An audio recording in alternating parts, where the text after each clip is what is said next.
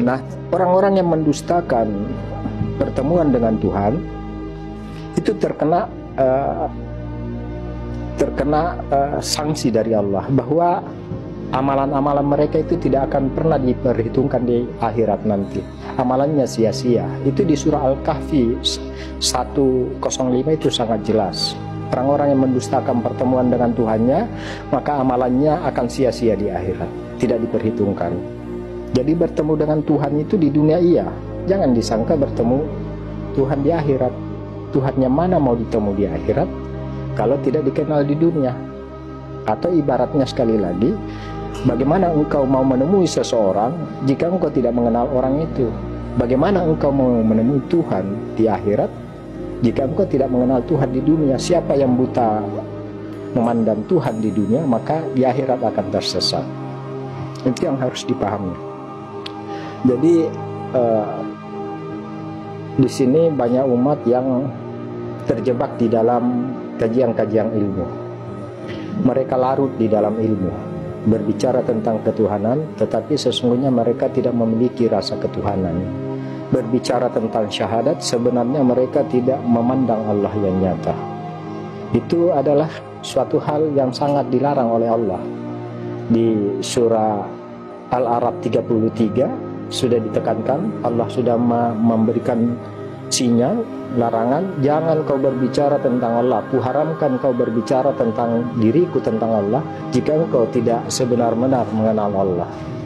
Jadi berbicara tentang Allah mesti menyaksikan Allah, berbicara tentang Allah mesti merasakan Allah, berbicara tentang Allah mesti mengenal Allah. Bukan sekedar pembicaraan-pembicaraan bahwa hanya lisanmu yang mampu berbicara tentang Allah. Karena sebenarnya banyak di antara umat-umat ini, di antara pengkaji itu berbicara yang tidak-tidak terhadap Allah. Itu kami pandang sebenarnya semua itu, tapi kami tidak ingin masuk di dalam atau menghabiskan waktu untuk menyalahkan mereka, karena sampai disitulah yang mereka pahami. Tetapi yang kami sayangkan itu, mengapa umat-umat itu tidak begitu kritis terhadap apa yang disampaikan, supaya tidak disesatkan oleh para pengkaji makrifat. Jadikan pedoman Al-Quran sebagai induk kajian. Ketika dia sudah bertentangan dengan Al-Quran, maka pastikan itu membawa umat jatuh di dalam kesesatan. Jadi pedoman kita itu adalah Al-Quran, bermakrifat dengan hujah-hujah Al-Quran. Karena banyak di antara kalangan pengkaji makrifat itu malah mendustakan Al-Quran. Kesalahan-kesalahan yang dilakukan oleh para pengkaji makrifat itu juga diantaranya adalah wilayah hakikat dibawa ke syariat. Wilayah hakikat dibawa ke syariat. Contohnya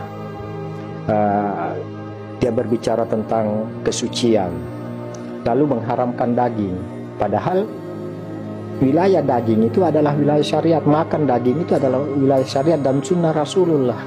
Alasannya karena bercampur dengan darah. Berarti dia mengharamkan kurban.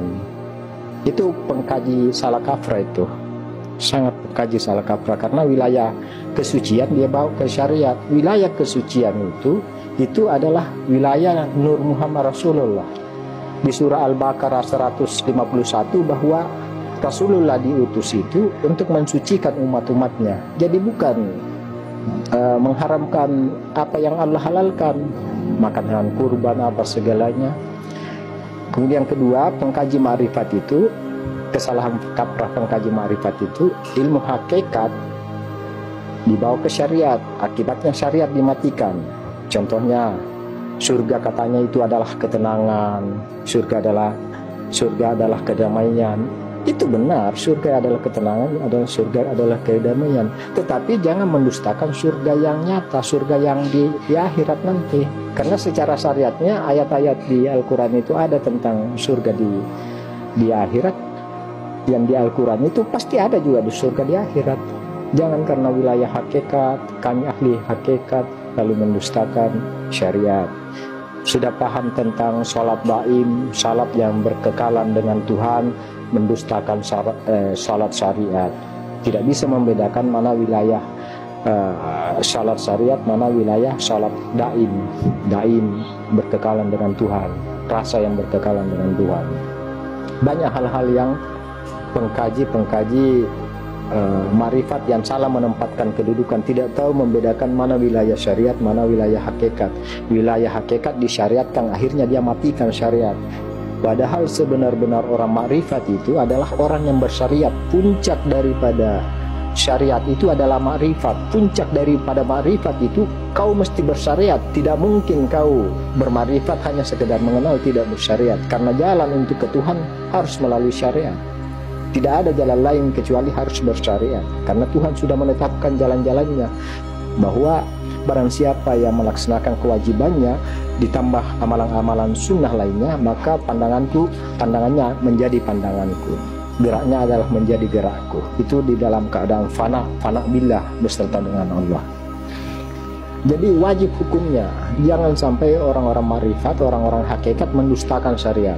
Ini banyak yang terjadi, dan banyak di kalangan umat yang tertipu dengan bahasa-bahasa tingkat tinggi.